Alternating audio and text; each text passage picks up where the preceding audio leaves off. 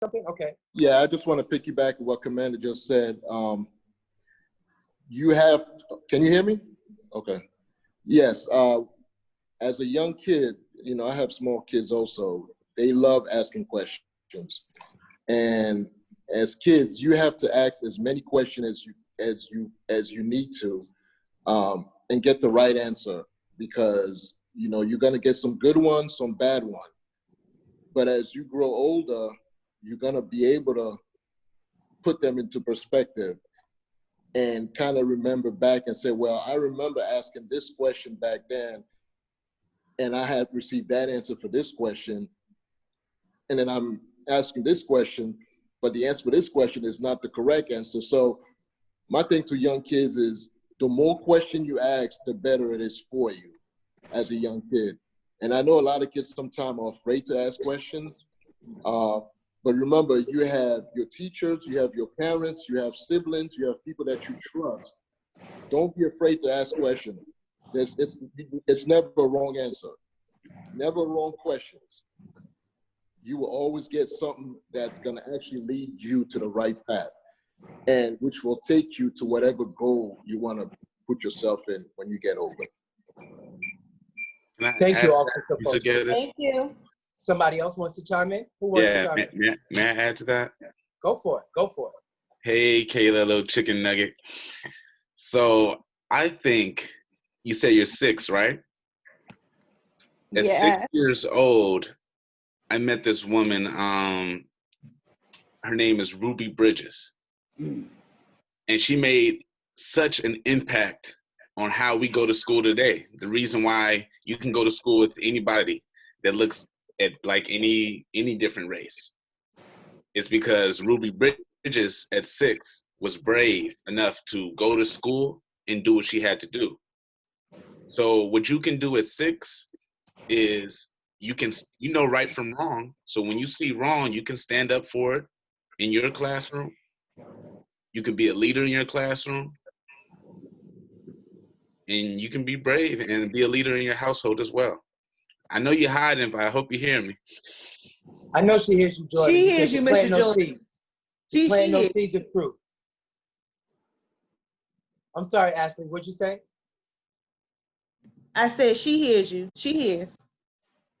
So I saw that we skipped somebody in the chat who had a question. Amanda. Amanda, you had a question. Amanda, would you like to ask your question verbally?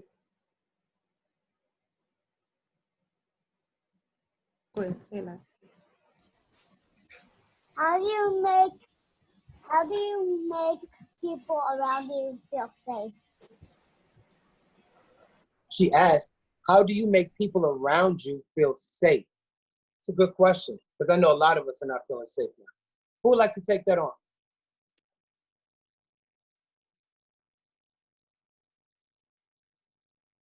Would any of the officers like to take that on? Officer Dickerson or Habibullah? Well, you're absolutely right. That's a really one of those questions where you're like, wait a minute, that's a good question.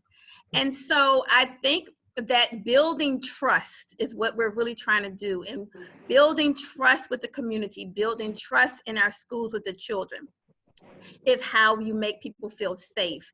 Having officers who are vested in the community that they serve, having the people who live in the community vested in their community.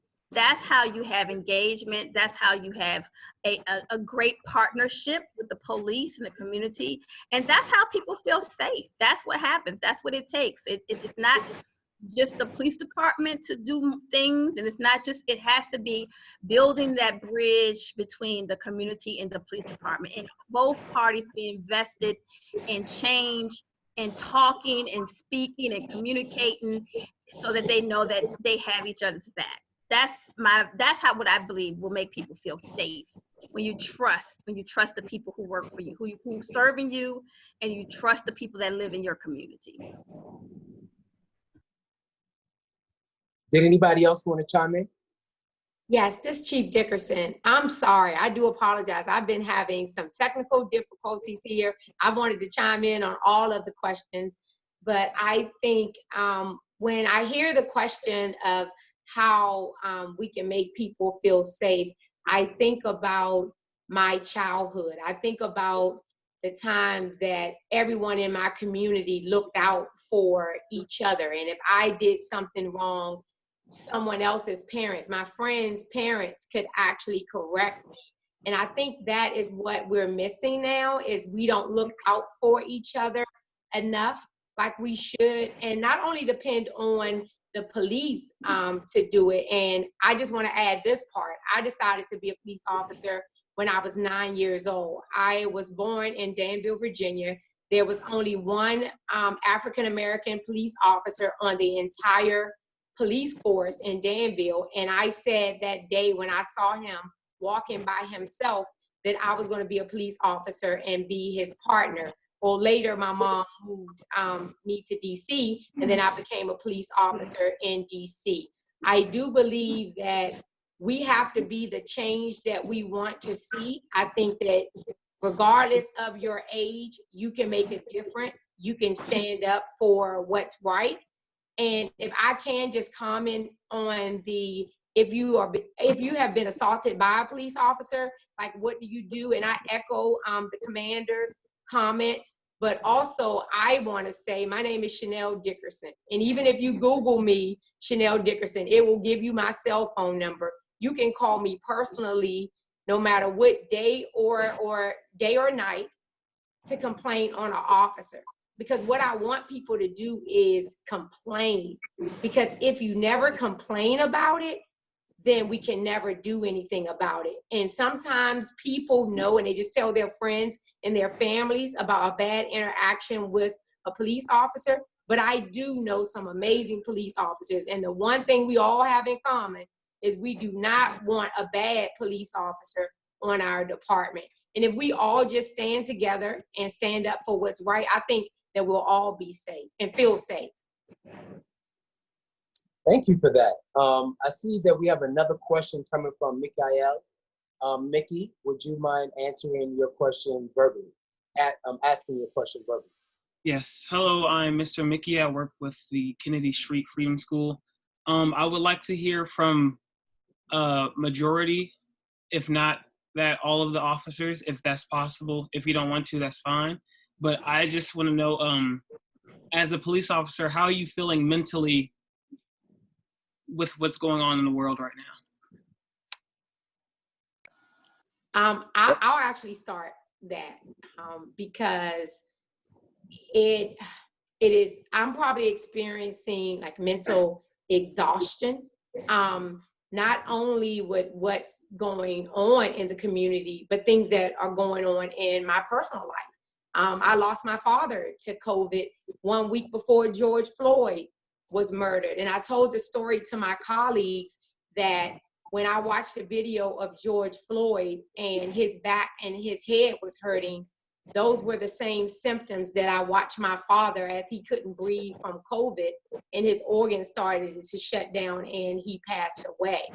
So I think that for every good police officer right now, we are devastated and heartbroken. Definitely as an African-American police officer, I've been subjected to racial discrimination, being racially profiled in my vehicle along with my brothers.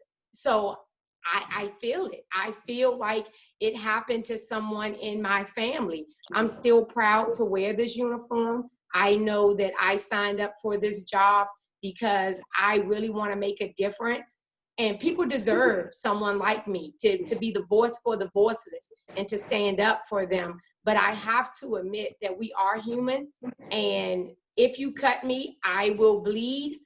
And so all of this that's going on, it really takes its toll. And because of COVID, a lot of mental health professionals, because we have an employee assistance program that I normally go in person every other Friday, but because of COVID, I'm not able to go and just express how I feel. Wow, thank you. That was awesome. That was really awesome. Would anybody else like to answer that? Thank you for that.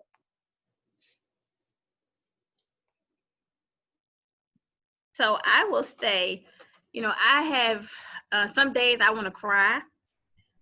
Some days I'm angry. Some days, like, I find I go on the street. So when I feel like that, I ride around my district and I end up talking to people on the street, and that sort of kind of gives me some hope of change. And so I'll explain to you why I feel angry, because every time an officer throughout the country does some heinous act, we're all impacted by it. So all the work that we do, all the work that the Fulchers, the Medinas, the Plows, the Hunters, all the work that the officers do every day, investing into the community and doing great work. And it's thousands of officers out there. There's not just few, there's thousands of officers out there doing great work. When one thing happened, we're all impacted by it. And so even we reform here, and we do everything we're supposed to do. If someone in Arizona, if a police officer in Arizona does something that is just heinous to an African-American person, then we're back to square one. And so that's the sort of, I'm frustrated too, because that's frustrating to me. It's frustrating that someone can take, such a horrible thing and abuse their power. And you have hundreds of thousands of people who are impacted by it. And so that's kind of, I'm angry, I'm frustrated. And then I'm sad because, I've worked in Washington, D.C.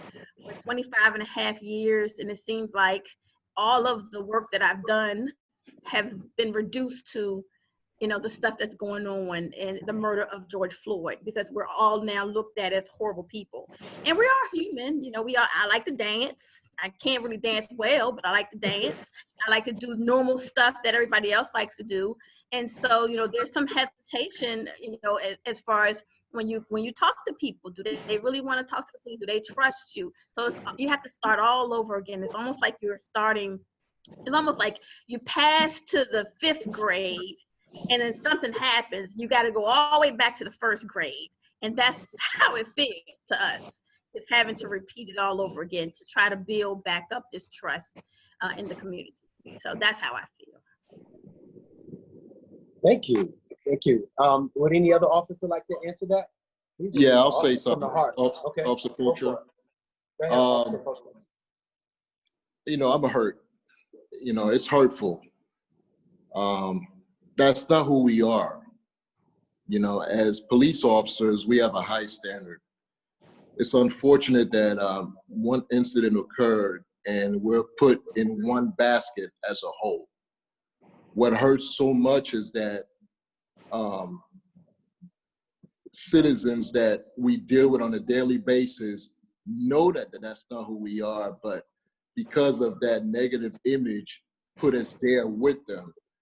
So, at the end of the day, as an officer who loves doing what he does for a living, is try to remain positive as much as we can and don't give up. Like Commander said, it feels like, we're going backward. It's like we went back 20 years. That's literally what it feels like, because we put so much work into the community.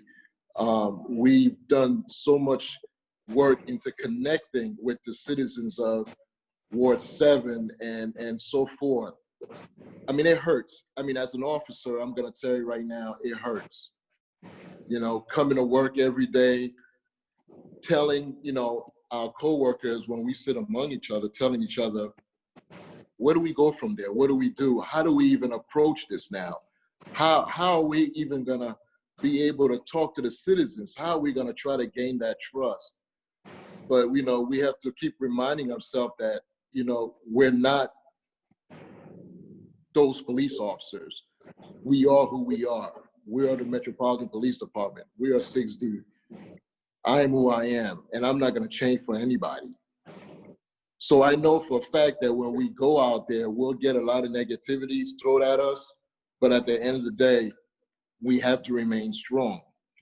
And I'm gonna finish with that. My daughter, and I shared that with Commander the other day, my daughter came to me the other day and said that she posted something on Instagram stating that, you guys cannot blame every officers And she got a lot of negative feedback from that comment that she made.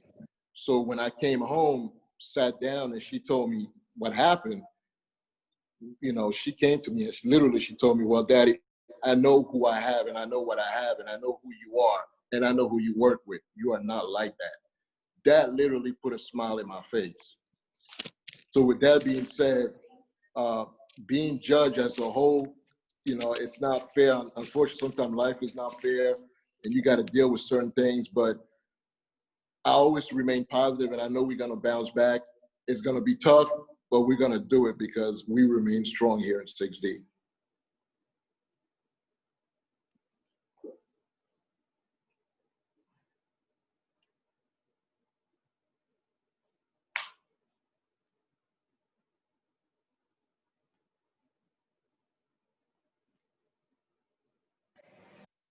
So, is everybody back? Is everything Yep. okay? Thank you for that, Fulcher.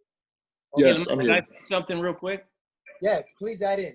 I think it's pretty empowering if you watch a chief and Commander Beeble and Fulcher. I mean, that's pretty emotional. And I can tell you, I've been retired 6 years as a DC policeman, but I still consider myself one as I work with those guys daily.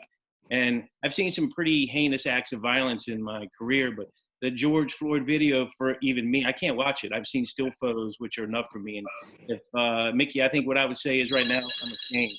The really good part is that we're still drudging ahead, and I've talked with Lamont and Medina and the rest of the outreach officers from 6D as well as other districts, and everybody is full speed ahead. I mean, there's a lot to repair, but there are a lot of good policemen out there that we're going to try and show you guys. And I think that I think if you leave that door open, you'll begin to realize a lot of the good policemen are going to come out and start taking a stronger role and showing about their care and concern for the community. And I believe that genuinely.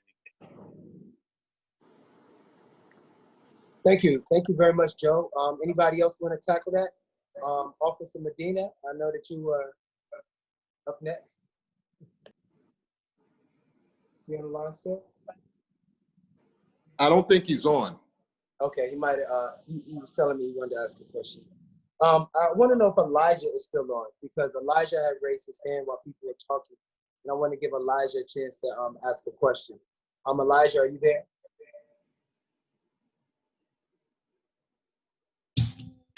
How do you practice aiming when you shooting? Say that again, Elijah, just so that we can all understand your question. Do y'all practice shooting? Oh, do the police officers practice shooting? Yes. Okay. Does anybody want to answer that? So yes, we have to qualify. So it's called qualifying, which means we shoot our guns. We qualify twice a year at the police academy, where all the police officers go to shoot their gun and do different drills during the process. But then also a police officer could go to a range like a Maryland range, firearms range, to practice if they like to do more of that. But we have to qualify twice a year, but you're welcome to take your gun and go to the range as well and practice. I go twice a year. Right, thank you for that. And we also have another question I see from Emmanuel, Mr. Emmanuel. Is he back on? Yes, yes. I don't know if I can. Oh, so my question is, based on my past experience. You're muffled, Mr. Emmanuel. You're muffled? Now? Can you hear me? We can't hear you, Mr. Emmanuel. Oh, okay.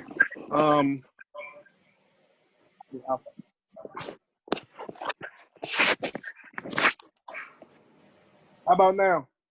Yes, we can hear you.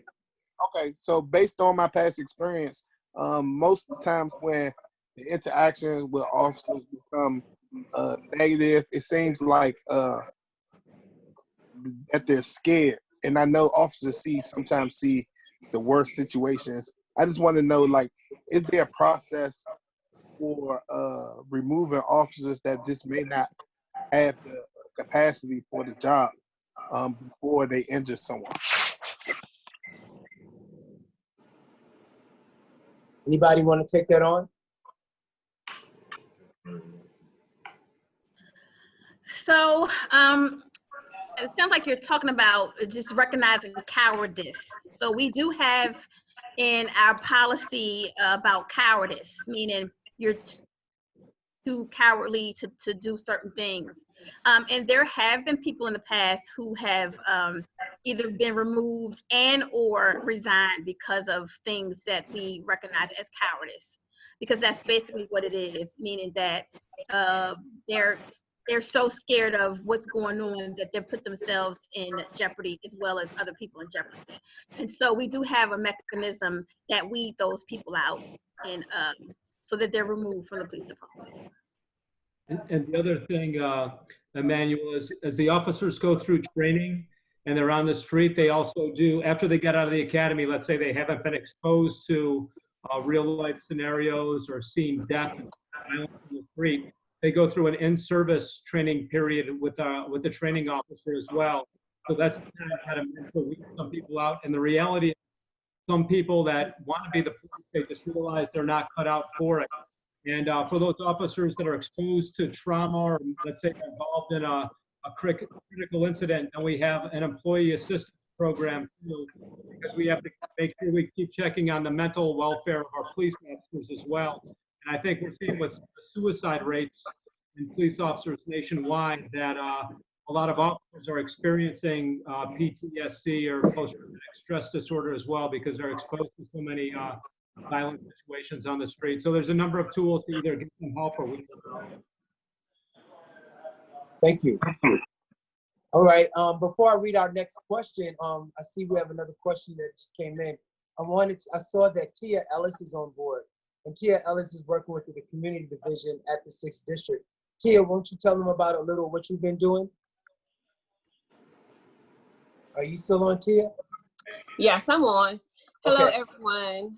My name is Tia Ellis. I supervise community outreach with MPD, specifically with Patrol Services South, which is 1st District, 6th District, and 7th District.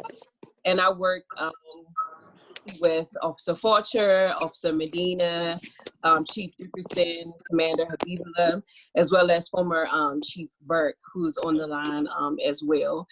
And essentially, what our role is kind of being that bridge to the community and MPD. Sometimes the community is more receptive in certain instances of a civilian capacity in interactions with outreach. So we kind of help facilitate activities, events, meetings, etc. in that realm. And also, I'm a JC Knoll Elementary School alum, so it's all excited to participate in anything that my former elementary school is putting on. All right. Thank you, Tia. Thank you. A JC Knoll alumni. We definitely appreciate you being here because you're family. But I saw that we had another question coming in. I'm not sure who it's who, but Mr. Jordan Kilson. Mr. Jordan, you had another question. The floor is yours. Yes. Hey, everybody. Thank you so much for being on this call. This is a very passionate topic, and it's just that this brutality against Black youth and Black people have been going on so much, so long. It's almost like a passed down trauma, and it's like one of the systems that our society fails to recognize, such as the education system, the city planning system, that have clear biases and have generational, I would say systematic racism that has been put down our people. So are there any other than Project Hope, which I love our officers so much, but as soon as I enter Virginia, I'm very uptight and I get stopped often just off of my appearance. So are there any intentional programs to kind of the peace of mind, and to not only give peace of mind, but just to kind of formulate that relationship. Kind of like these talks right here, but these don't happen too often, and it's very reactive instead of proactive. And so I just wanted to know if anybody could speak to like any initiatives being done, even if it comes to like non-lethal methods. DC, I feel like, can pave the way for the rest of the nation. And if they were to take a step in a non-lethal training methods, even if it comes to like removing lethal weapons from the department, and just taking that step forward for the nation. I was just wondering if anybody could speak to that. Jordan, I'll start with that one since I was the former training chief. But one of the things that I think MPD is doing that others can follow, when you look at, first of all, starting with training to understand implicit bias, de-escalation training.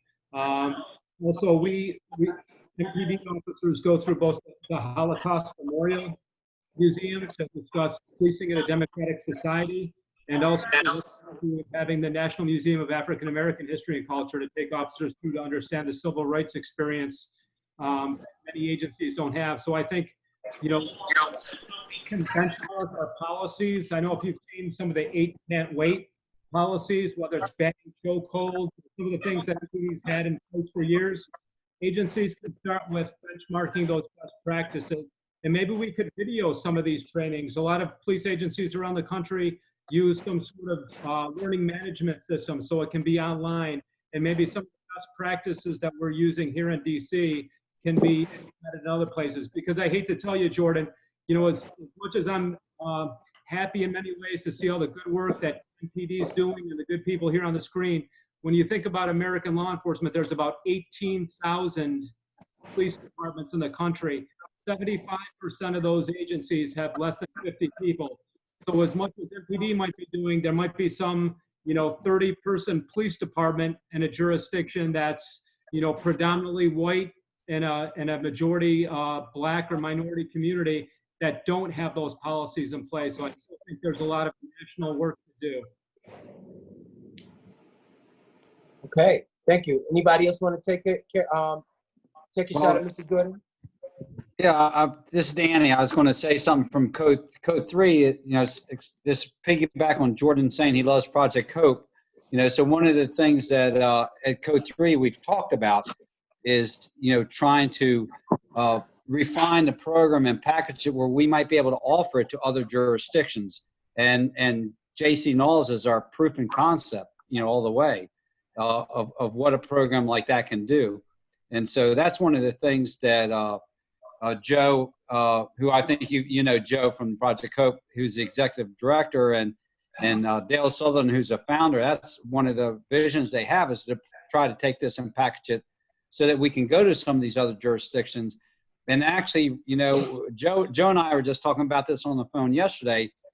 In the atmosphere right now, as troubled as we feel about it, we have to look at the opportunities we have.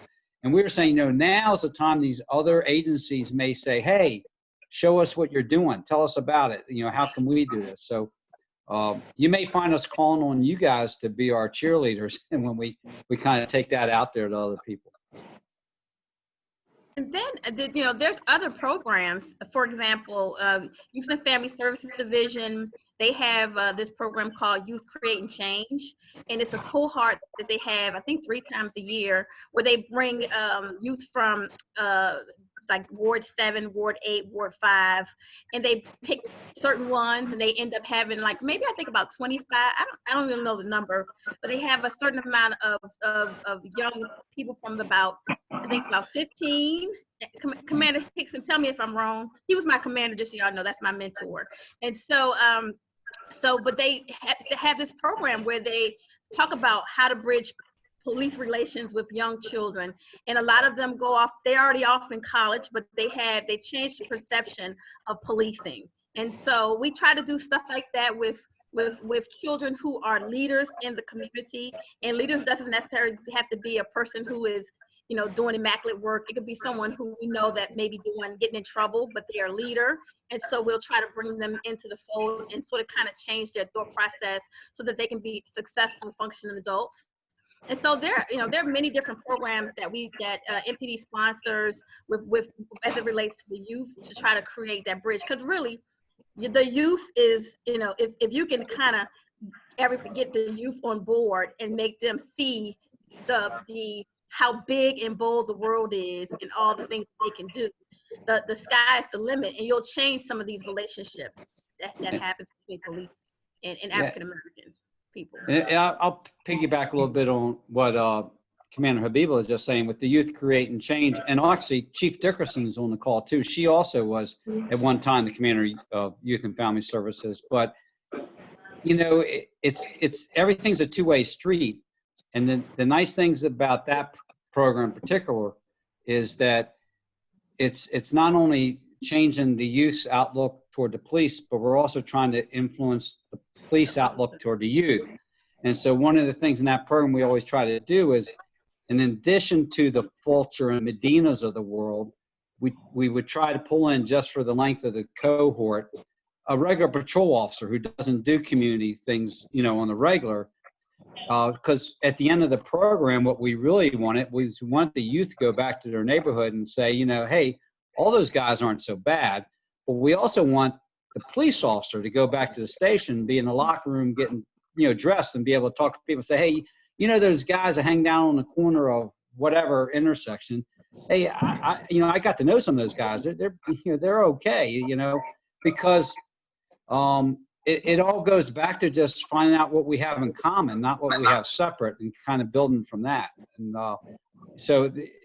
as Commander Habibullah said, I mean, there's multiple programs that try to do that, but that to me in the end is the real deal. And I don't know, and I'm going to throw my friend's name out there because it's Ward 7. So the guy who really strongly influenced me over the last 10 years is a man named Amin Muslim. And I don't know how many of you all know him, but he passed away, unfortunately, about a year ago from cancer.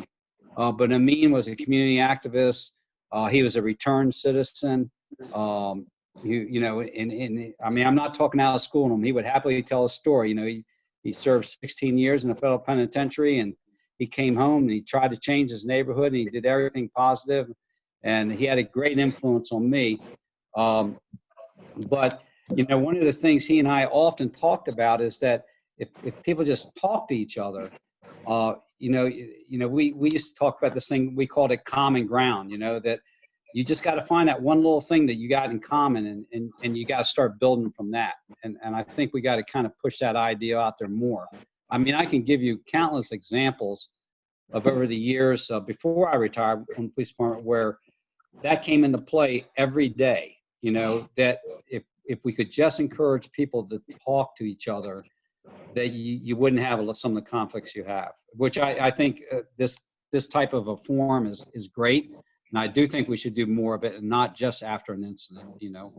I know. I think Chief Newsham had started a program. Maybe Chief Dickerson talked about. I think it was called like Coffee with a Cop or something like that, where it wasn't reactive. They would just be like at a Starbucks or at a 7-Eleven or somewhere, and people could just come by and talk to them. I like those ideas because it's those everyday measures that counts.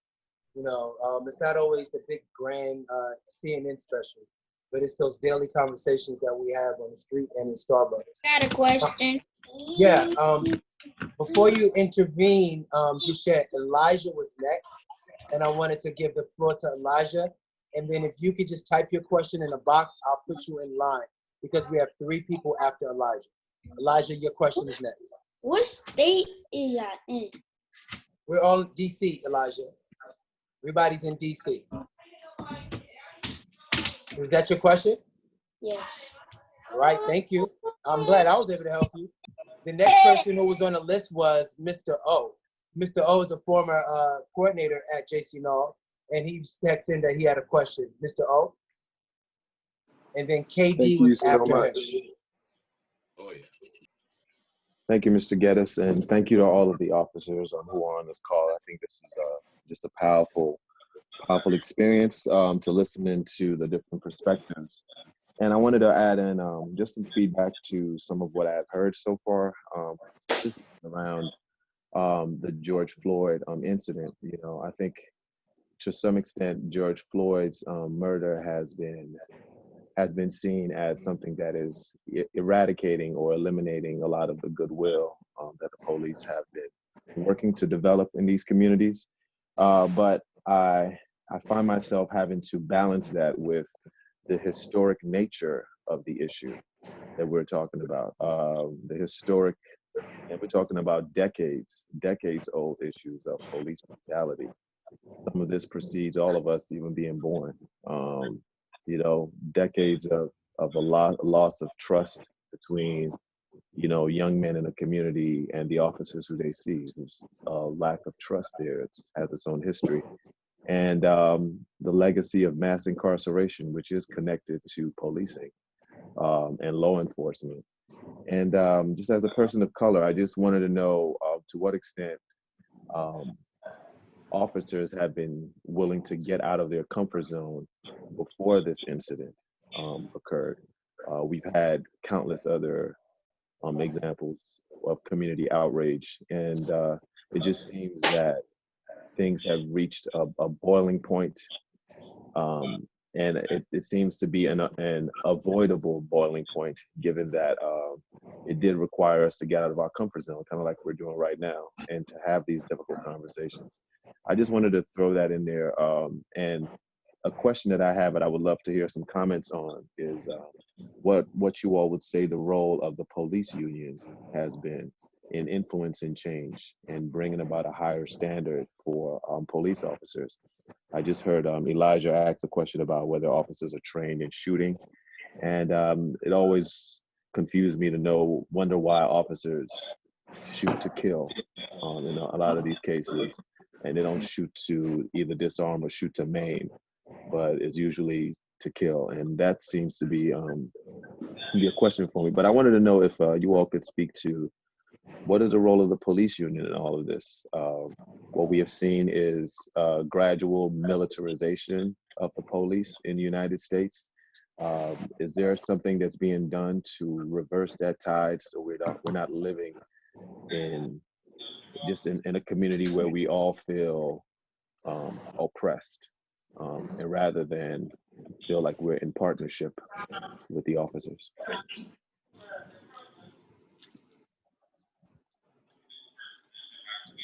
Anybody want to take that question on? That was a lot. I know. Thank you, Mr. O, but it's courageous conversation. Well, I may try to answer this. I don't know since I'm retired, because Okay. you know, Commander Habibullah and Chief, you know, Dickerson, they're management. So, you know, I don't know if they feel comfortable commenting about the union, but you know, I think the union does, I believe, and this is me speaking personally because I'm just a citizen who's retired now, I work for Code 3, but the union has a responsibility to step up and encourage some change. But, you know, they also have an obligation to, you know, represent their membership, you know, and what they believe is the best way they can. But I was hoping that the union would step forward and make a statement to affect change. I believe that they have, in like the national union, I believe has made a statement specific to the Floyd incident, calling it what it was but I agree with you that I would like to see the union step a little bit farther and say that they would like to endorse some changes. But I would like to also mention, not as much for the kids, but for adults, that these officers have the same personnel rights as any other employee of the DC government, and they don't have less rights than other people. So I think the union, is concerned about that as well. So I agree. I think that whether you're in the union, whether you're management, whether you're a young cadet going to be a police officer after he meets criteria. I think all of us have a responsibility to make sure we weed out people that shouldn't be the police. I mean, there are people that just shouldn't be the police, and we see it. You know, we know it. And I'm talking about we as police officers around the world, around the country. And so I think even the union have a right to say, hey, you know, to play their part to get rid of people who they know should not be a police officer. And they are going to have to, you know, we're all going to have to change. You know, each protest, each time there's protest, there's change, as I said before. And you know, change is always good for this country, because this country was built on change and growth and creativity and movement forward. And so I do think the police union will have to really look at, you know, some of the issues that are at hand and say, you know, some stuff we're not going to put up for or with either, because as I said, injustice is injustice. And if you are a police officer, whether you are a union member or not, you should not want to be a part of anything that is that's unfair or unjust to the people that you serve. We're all public servants. All of us, we're public. The basis of what we are public servants, whether you're in a union or not. And so they play a major role. So I do think they are going to have some change as a result of Mr. Floyd. And you're right, Mr. Floyd, his death really has opened up, you know, a lot of conversation. You know, his death was horrifically, it was terrible to watch, and it was horrible that it happened to him. But the outcome of what it brings will really help African Americans for years to come. So that's my opinion.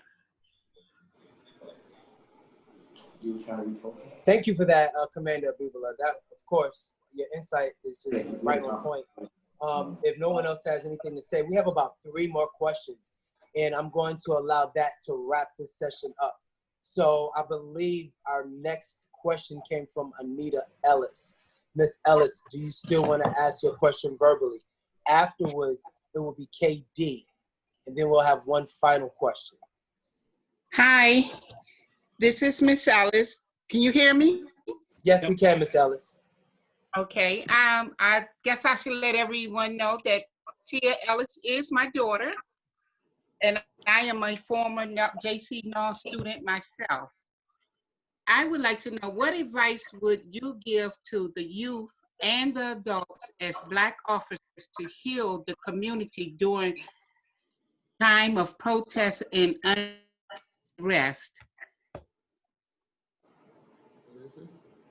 What kind of advice would you give to community? Does anybody have any advice? That's an awesome question. Does anybody have any advice to heal the community? So my advice would be start doing it one person at a time, by just what we talked about earlier, just talking to people and trying to.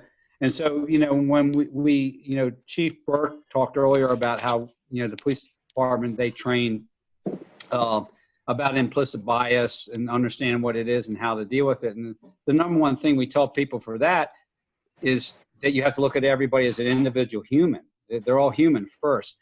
But so to heal, it's the same thing from both perspectives. It's just trying to have a conversation, look at somebody, start from scratch, look at somebody just as a human and try to have that conversation with them. And that can start a healing process. But if everybody does it one person at a time, then collectively, you know, we can reach a lot of each other.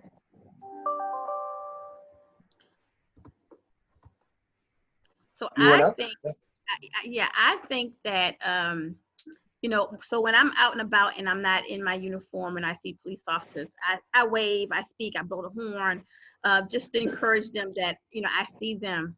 But I also think that as a citizen, you have the right to demand the police department that you want. You do. You have the right to say this is what you want in a police department. And many times I find that when I hear it when I go to community meetings all the time, I hear, you know, the complaints, but I wish that people from the community would take those complaints and send it to the powers to be. Like you all have council members, a council member who represents Ward 7, which is Council Member Vincent Gray, and there are other council members who make decisions for you all as it relates to where you're living and what's going on in the laws that govern where you live at. And I would ask that you just, use your voice. Like, many times African Americans they're not as vocal to ask what they want and demand what they want. And that's what you should do. Demand what you want. Demand the police department that you want. Demand the kind of officers that you want. Because we are really public. We are public servants. That's what we are, and we serve the public. And it's incumbent upon you all to say what you all want to see and what kind of service you all want to have. Thank you. I asked that question because I live in Southeast Washington, D.C. I can hear the children or the young boys outside talking about, I'm not going to listen to what the white police officers tell me to do anymore. That's why I bring up that concern about how do you begin to heal and heal as a community. And so really trying to see if we can communicate, like Commander Hickson said, find that common ground. And we have a lot of that. And it's not just, they don't want to hear, white police officers, black police officers, women police officers.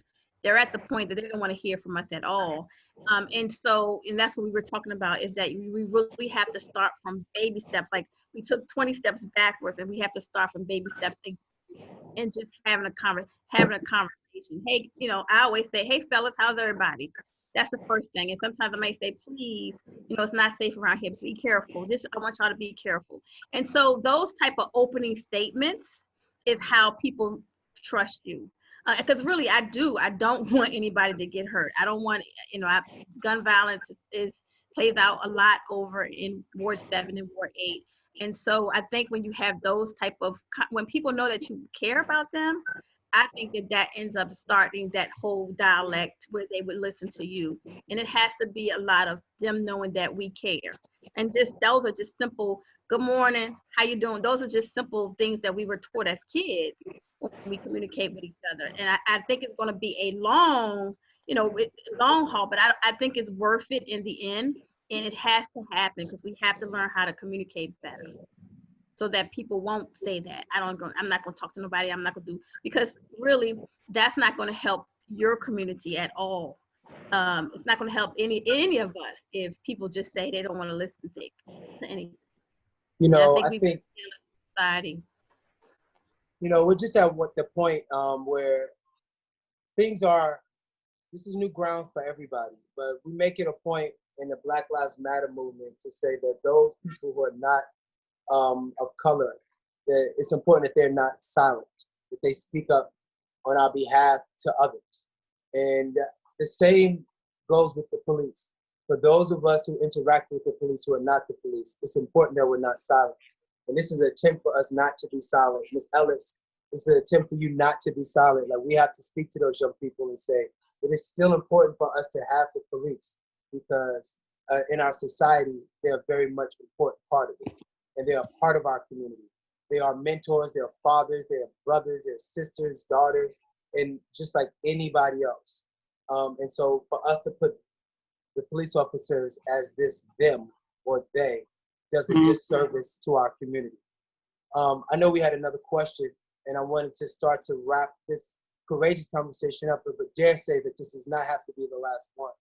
Hey, Lamont, if I could just chime in real quick. How you doing, Ms. Ellis? I'm doing well. What is important, if we could bottle the officers we bring to Project Hope, all police departments would be golden, but we can't. And it surprises me at community meetings and interacting with citizens in DC, how many of them say, hey, Joe, when the police come by, you think you could ask them maybe to wave or smile or get out and talk to us? And I try and tell guys all the time, especially white officers, you have no idea of the impact you have when you simply smile, wave, or get out and have a conversation with somebody. I'm telling you, and I don't know what the catalyst is to get us there, but it makes a huge difference. I think, as Commander Habibullah said, when people know that you care about them, it just makes a big difference. So I don't know what the catalyst is. I've had that conversation with Mr. Jordan as well, but I think it's huge if we could get some kind of implementation, just to guys to be friendly. Right, Joe. KD, did you want to ask your question, and then we'll end with Mr. Emmanuel? KD? Sure. Yeah. Yeah. Hello, everyone. Thank you for actually coming on and hosting and having this conversation with us. Also, thank you and shout out to all the Project Hope people who come to Null. You guys make a big difference in the school. I wanted to ask, just as a citizen of the United States, a Black citizen, we see like a lot of different things. Like we have like Jordan said, like a history of just trauma within our bloodline or things that we see. So for example, I'll put like, we see officers, you know, dealing with protesters, and then later on there's the same officers that are beating them in the head while they're protesting. Or we see, yes, we love that you guys are in the school, but it also, to me, I always have mixed feelings. It's not against you guys, it's just the system of the school to jail pipeline, where we see police officers policing us in the schools and things like that. And when sometimes, not sometimes, we feel as Blacks, like when we try to protest or we stand up for what's right, the answer is more violence, more chaos. For example, with the police, like we notice schools are losing money and funding, but the police are being militarized. There's more money going to budgets and weaponry. So sometimes we feel as citizens like we're under attack or we're the enemy and we live here. So my question is, when you see a police officer doing something wrong or abusing their power, do you as an officer, would you correct them in front of the citizen, or do you let it go, or do you address it later on? Because I don't think there's enough accountability amongst everybody as a collective, because it's a whole unit and not just one. And yes, people, you can be the change that you see, but I do believe that there's a collective change. And do you think that militarizing the police is a better step forward to building trust with the people, or no? So you said a lot. So, but I'll answer the first thing, first question. I think if you see something, and I've been like this since I was an officer. I've been a police officer for 25 and a half years. And if anybody did something in front of me, I would address it and stop it. I think that's my duty. Once again, you know, you sign up because of injustice, right? You're trying to fight injustice, whatever that is. Whether it's injustice that you see with another police officer doing something, you stop it. Because you are then, you're basically complicit in the act. So I do believe that that's our responsibility. As it relates to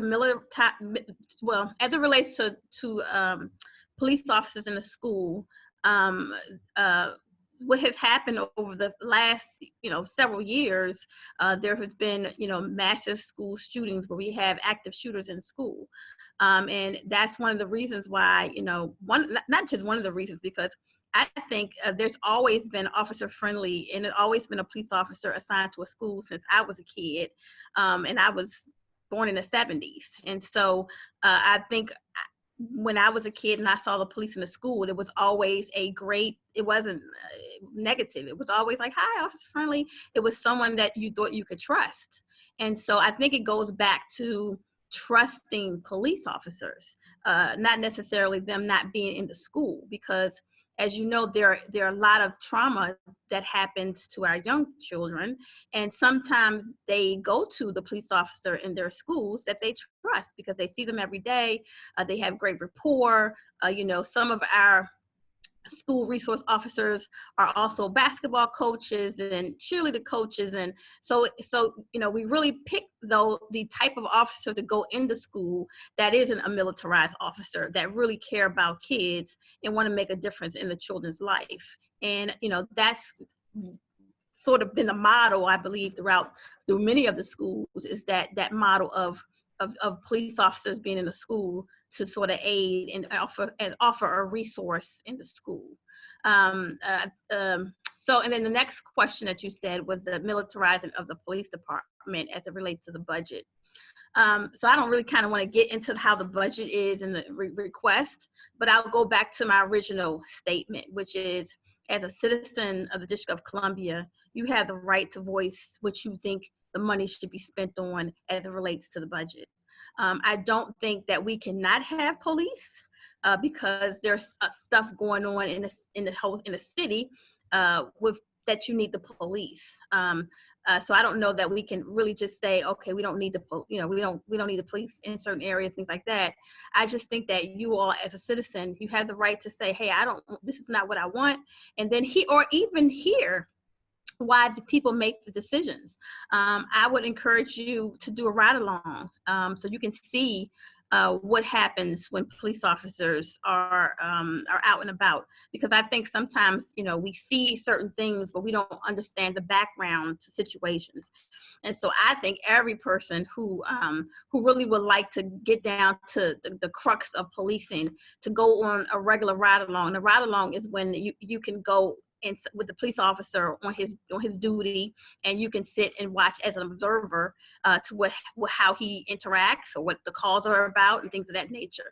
But I really believe that when we have to see the other side of the coin to understand what we're asked to do as police officers every day.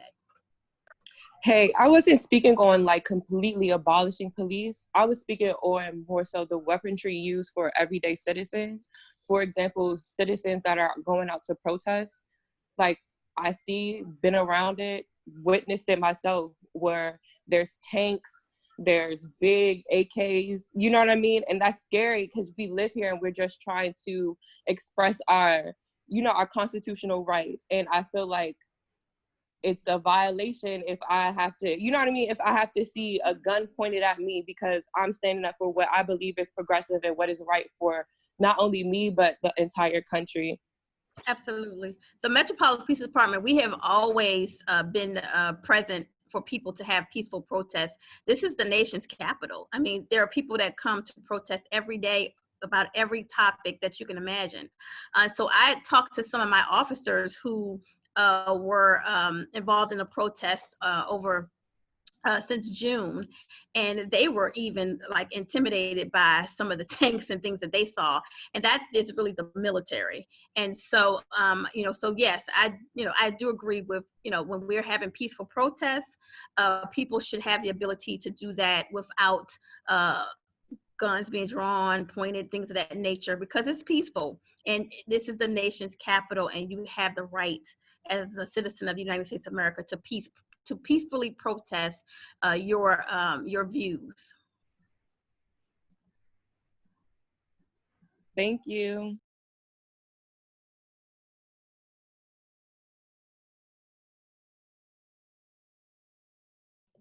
You're muted. You're on mute, Lamont. Sorry, everybody. Bad MC, bad host. Mr. Geddes, we have one final. Yes, sure. So I also want to say this, is that I've been involved in CDU, which is Civil Disturbance Unit, for most of my career. And most of the time when people are protesting, I am happy because that means I cannot protest. So when I see people protesting for things that I believe in too, it just makes me feel very proud, because I need citizens to protest peacefully because that's their right, and they speak up when I can't. As a citizen, as a police officer, and we're on the line, we may feel the same way you all feel, but we're not able to say, good job. Yes, we can't do that because we have a job to do, so we're not supposed to do that. But trust and believe, there's many officers who are on that line saying, thank you for protesting peacefully. So I just wanted to share that as well. Okay, thank you, Commander Bibula. We do have one final question, but I'll be remiss if I didn't recognize somebody who I saw join us. His name is Mr. Kevin Copeland, and he's done a lot of work in the community. He's a community guy. I dare say, like my own heart, if I will. Mr. Copeland, are you still here? Do you want to say a few words before our final question? Is Kevin still on? Or did he log off?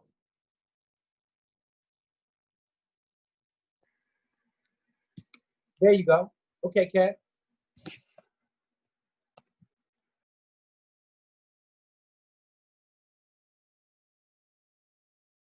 Mr. Copeland, you're muted. Unmute yourself, and then the floor is yours. You're still muted, Kevin.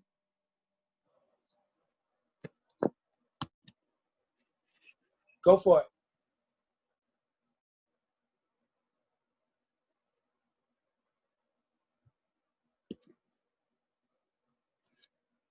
Kevin, do you want to take the floor? Do you have any few words, or do I go to the final question? Kevin Copeland, do you hear me? We see you. All right, I'll go to the final question. I just wanted to give the floor to Kevin Copeland. I know he's done a lot of work with the community and the police department, even when we painted murals at JC Knoll, and that's when our partnership started. Kevin, thank you for all that you do. I wanted to give you a moment. But without further ado, we have one final question for the evening, and it is from our site coordinator of the Kennedy Street Freedom School, Mr. Emmanuel.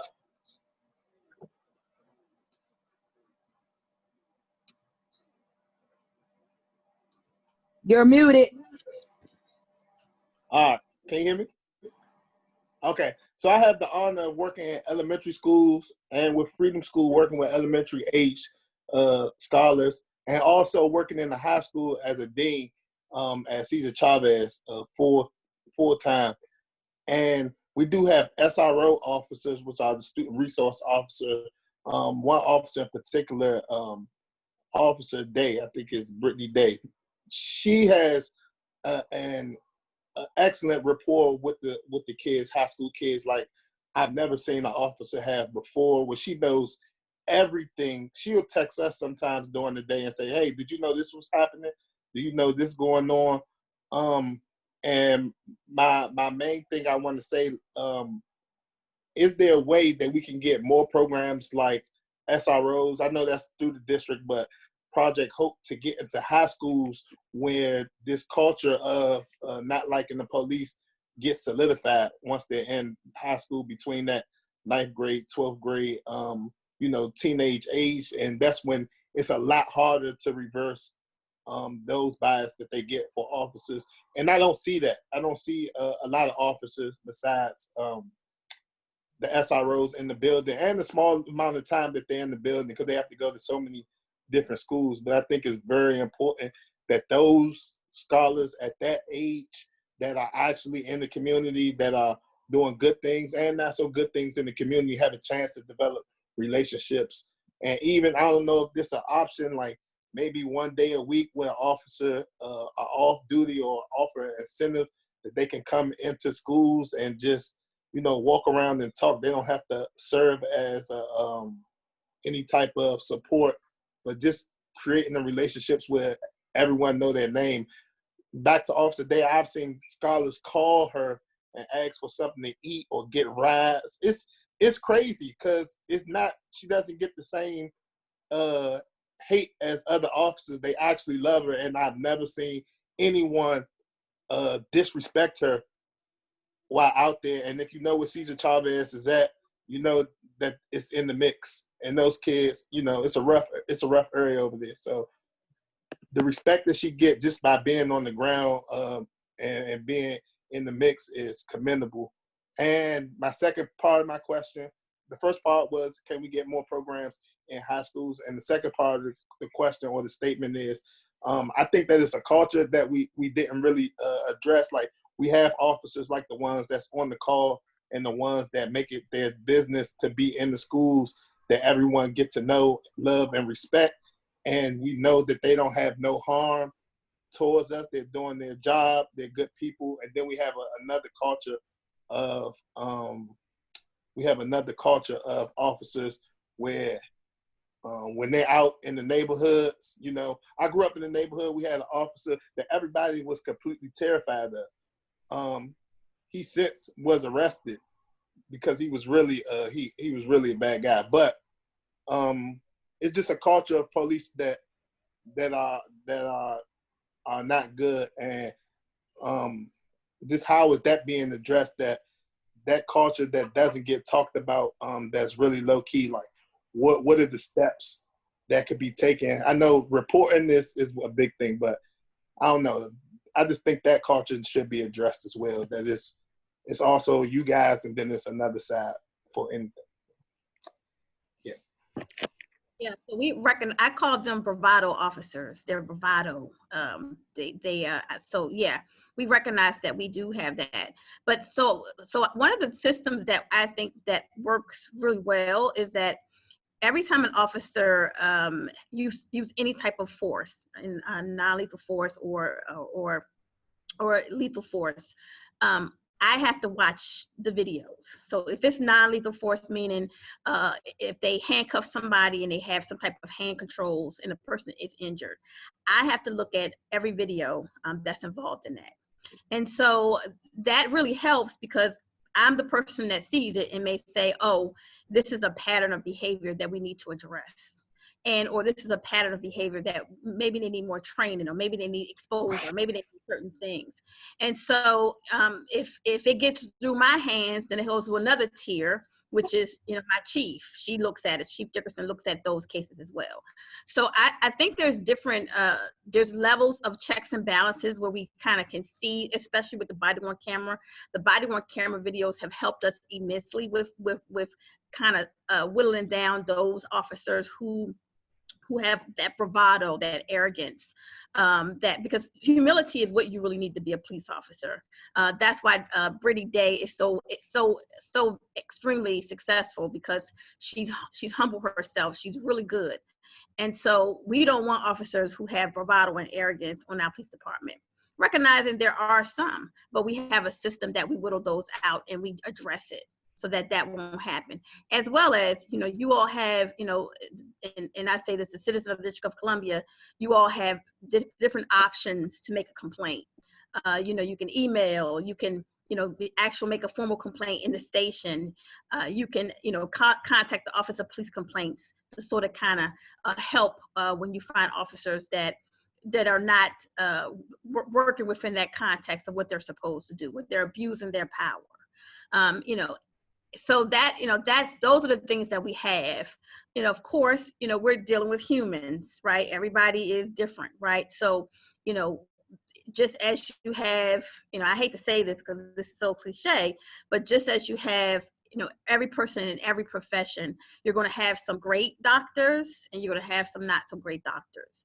And you just have to whittle them out. And hopefully with the system that we set up, we can get it quicker and get rid of them faster by these different reviews that we have, and then by you all, as the chief said earlier, you all making complaints when you see that happen and saying, hey, this is a pattern of behavior. Once again, I don't want this type of police service, because you're the citizens of the District of Columbia and you all have a voice. So and Emmanuel, really quickly, Emmanuel, we had a program at Kramer Junior High last summer with some guys getting ready to go into high school. It's kind of like tailored as a basketball camp, but we had speakers come in on empowerment, job skills, writing skills, things like that for the kids. And me and Kevin Copeland still have contact with those kids today. We need more of that. Fortunately, during the graduation tomorrow at JC Now, I'll be bringing a new partner with us that we just brought on. And the whole purpose of that was to expand Project Hope and getting police into the community. So me and you and Lamont can talk about that further if you have a high school or a location in mind, but we're all for it. Thank you. And Emmanuel, we do have a program we started about 5 years ago with Anacostia High School, Anacostia Public Safety Academy, where we'll take the kids out to field trips with police officers over to forensic sciences. So yeah, I agree. As much as we can expand that to other DC schools, it's a great opportunity to have officers that work with the youth there. Thank you. I appreciate that, because in the high school, that's the age where things really get solidified for them about, their stance they'll take on officers and how they feel about it. And it can always be changed, but it gets a lot harder after high school. Yeah, and Emmanuel, we've thought about that, and I think we're just on the first tier of this, working with the elementary schools, because when they are in high school, those students will definitely be on our side. And we need to have bridge programs for the middle school kids, and then, as you said, in high school. And I think we're going to work towards that, at least on our end. And I want to first say thank you to everybody who's participated in this event. It dare not shouldn't be the last one. I think this is just one of many conversations that we need to have in our community. I thank you all for being bold enough and courageous enough to step before our youth and be bare bones. Show them who you are as people, as humans. Show them the emotional side of yourselves, because that's who we want to see. You know, we want to see people who could be our aunties or our mothers or our daughters. So thank you for that. To all of our panelists, I'll just first ask, is there anything that you want to end us with before we close out?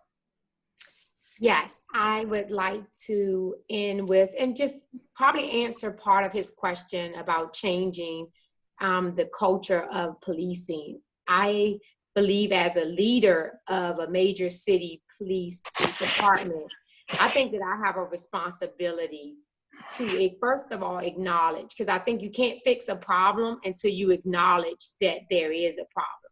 Like, we have to acknowledge that historically, law enforcement has been used to target a certain population, right? We have to acknowledge that police officers, although this is a noble profession to me, was used to enforce Jim Crow law. So if we never have those conversations as leaders in police departments to acknowledge that we had those problems that actually still stem today in some communities, I don't think we would ever be able to move forward. And I think it's powerful as a leader to acknowledge it and say that it will not be tolerated on their police department.